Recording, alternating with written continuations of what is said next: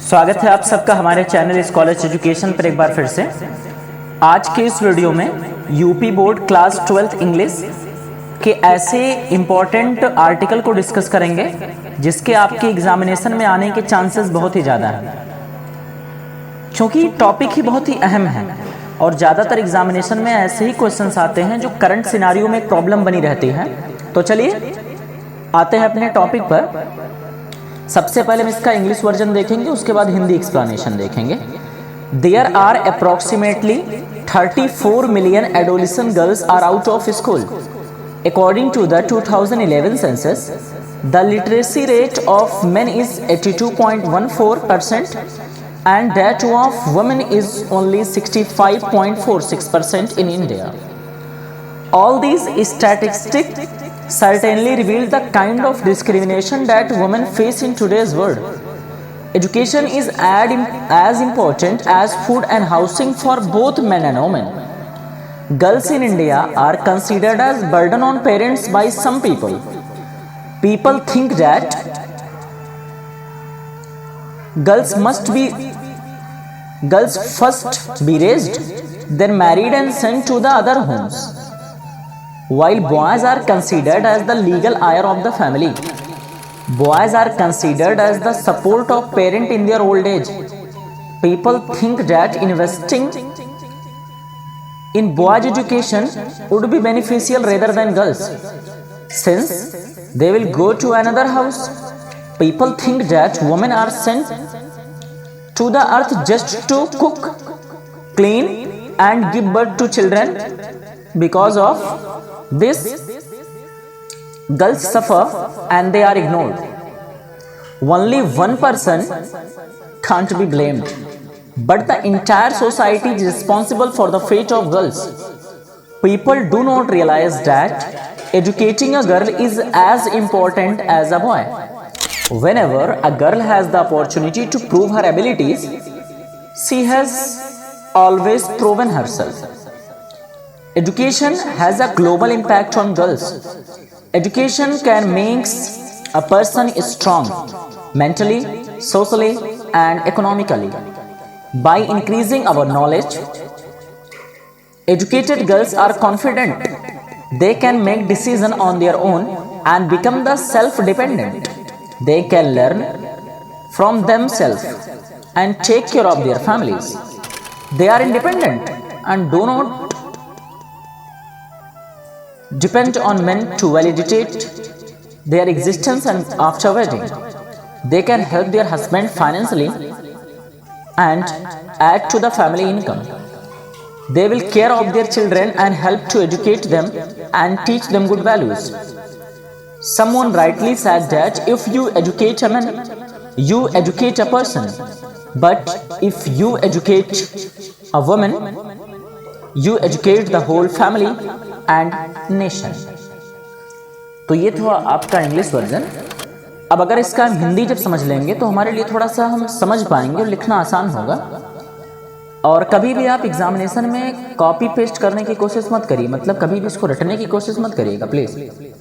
आप इसको समझिए, उसके बाद कुछ अपने भी वर्ड्स, अपने ओपिनियंस को लिख करके इसको आप एग्जाम में आंसर करने की कोशिश करिए, वो आपके लिए बेहतर होगा।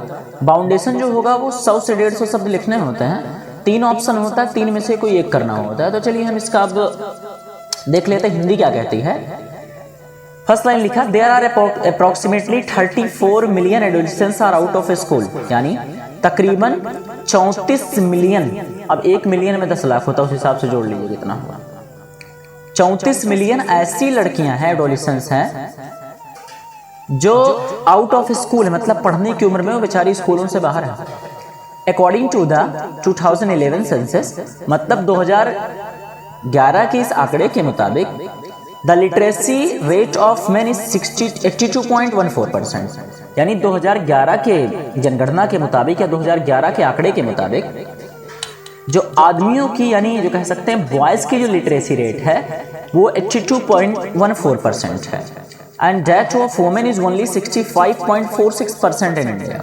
वहीं लड़कियों की अगर एजुकेशन की बात करें, गर्ल्स की एजुकेशन की बात करें, तो सिर्फ 65.46% है हमारे भारत में, यानी अगर 100 में 82 आदमी पढ़ रहे हैं या 82 बच्चे पढ़ रहे हैं, बॉयज़ पढ़ रहे हैं, तो 100 में जो लड़कियां हैं वो सिर्फ 65 बच्चियां ही पढ़ पा रही हैं। ये 2011 के जनगणना के मुताबिक है। All these statistics certainly prove the kind of discrimination। अच्छा, ये सारे आंकड़े इस बात को बहुत निश्चित तरीके से रिवील करते हैं, बताते हैं कि किस तरह का डिस्क्रिमिनेशन है। डिस्क्रिमिनेशन का मतलब होता है भेदभाव। ये सारे आंकड़े बताते हैं, निश्चित रूप से ये रिवील करते हैं कि डिस्क्रिमिनेशन क्या है that women face in today's world, जिसका आज वर्तमान भारत में या वर्तमान दुनिया में ये औरतें भेदभाव का सामना करती हैं। Education is as important as food and housing, यानी शिक्षा उतना ही जरूरी है जितना कि भोजन और घर। For both men and women, पुरुष वर्ग के लिए, महिलाओं के लिए भी, मतलब बॉयज और गर्ल्स के लिए भी। Girls in India are considered as burden on parents. इसमें कोई शक नहीं है कि भारत में लड़कियों को बोझ समझा जाता है बाई सम पीपल, कुछ लोगों के द्वारा। People think that girls must be raised, people think that must first be raised. लोगों का कहना है लड़कियों को पहले पढ़ाओ लिखाओ, बड़ा करो, देन मैरिड, उनका विवाह करो, सेंड टू अनदर हाउस, दूसरों के घर भेज दो। While boys are considered as the legal heir of the family. अच्छा, लड़कों को परिवार का वास्तविक वारिस माना जाता है। They are considered as the guardian as the support of their parents in their old age. Boys को माना जाता है कि बुढ़ापे में वो अपने माँ बाप का सहारा बनेंगे। People think that investing in boys would be beneficial. लोगों का मानना है कि बॉयज को पढ़ाना ज्यादा फायदेमंद है रेदर देन गर्ल्स, लड़कियों के मुताबिक। Since they will go to another house, since तब तक जब तक वो दूसरों के घर नहीं चले जाते, नहीं दूसरों घर चले जाएंगे। People think that womens are sent to earth. लोगों का सोचना है कि धरती पर या अर्थ पर ही लड़कियां इसीलिए आई हैं जस्ट टू कुक, की खाना बनाओ, क्लीन सफाई करो, and give birth to the children, और बच्चे पैदा करो। बिकॉज ऑफ दिस, इसी वजह से girls suffer and they are ignored. वो पीड़ित होती हैं, परेशान होती हैं और उनको नजरअंदाज किया जाता है। One person can't be blamed. इसके पीछे हम एक व्यक्ति को जिम्मेदार नहीं ठहरा सकते, but the entire society is responsible, बल्कि हमारा पूरा समाज जिम्मेदार है for the fate of girls, लड़कियों की किस्मत का या बदकिस्मती का। People do not realise that, लोगों को इस चीज का एहसास होता ही नहीं कि educating a girl is as important as educating a boy, कि लड़कियों को भी पढ़ाना उतना ही जरूरी है जितना कि लड़कों को। Whenever a girl has the opportunity, जब भी किसी लड़की के पास अवसर होता है to prove her abilities, अपनी योग्यताओं को, अपनी क्षमताओं को सिद्ध करने का, she has always proven herself, तो उसको हर बार खुद को सिद्ध करना पड़ता है। Education has a global impact on girls, शिक्षा का लड़कियों पर बहुत बड़ा प्रभाव पड़ता है। Education makes a person strong, शिक्षा एक व्यक्ति को सशक्त बनाती है। मेंटली मतलब स्ट्रांग बनाती है, मजबूत बनाती है, मानसिक रूप से, सोशली सामाजिक रूप से, और इकोनॉमिकली यानी आर्थिक रूप से। यानी लड़कियां भी जब कमाएंगी तो उनकी डिपेंडेंसी अपनी फैमिली पर या मेल्स पर कम होंगे। बाय इंक्रीजिंग अवर नॉलेज, अपनी शिक्षा को या अपनी जानकारी को बढ़ा करके, girls are also confident, girls भी कामयाब हो सकती हैं, कॉन्फिडेंट हो सकती हैं। दे कैन मेक डिसीजन, फैसले ले सकती हैं ऑफ देयर ओन, खुद के, एंड बिकम सेल्फ डिपेंडेंट, वो आत्मनिर्भर हो सकती हैं। They can learn from them self, और वो खुद से सीख सकती हैं। टेक केयर ऑफ फैमिली, अपने परिवार का ध्यान रख सकती हैं। They are independent and do not depend on men to validate their existence. ऐसा होगा तो वो स्वतंत्र हो पाएंगे, और क्या होगा कि वो पुरुषों पर अपनी जीवन के लिए वो शादी के बाद पुरुष वर्ग पर या हस्बैंड पर ही हमेशा हर चीज़ के लिए डिपेंड नहीं होंगे। They can help husband financially, और अपने पति की आर्थिक रूप से मदद कर सकेंगे। And at the family income, और परिवार का इनकम भी बढ़ा देंगे। They will care of their children, वो अपने बच्चों का देखभाल कर पाएंगे। एंड एजुकेट देम, और उनको पढ़ा पाएंगे।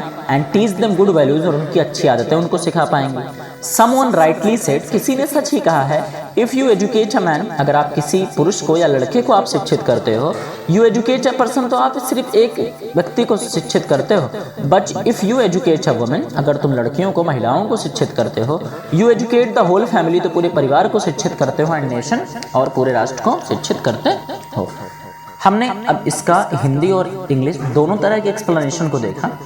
उम्मीद है कि अगर आपने कंटिन्यू वीडियो को देखा होगा तो कुछ हद तक पता चल गया होगा कि हम ने क्या सीखा और हमको क्या करना है।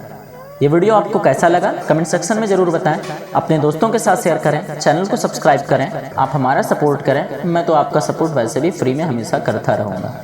अगर PDF चाहिए किसी भी चैप्टर का क्लास 12th का तो आप इस नंबर पर व्हाट्सएप करें, आपको फ्री ऑफ कॉस्ट मिल जाएगा। Thank you so much for watching. अगर चैनल पर फर्स्ट टाइम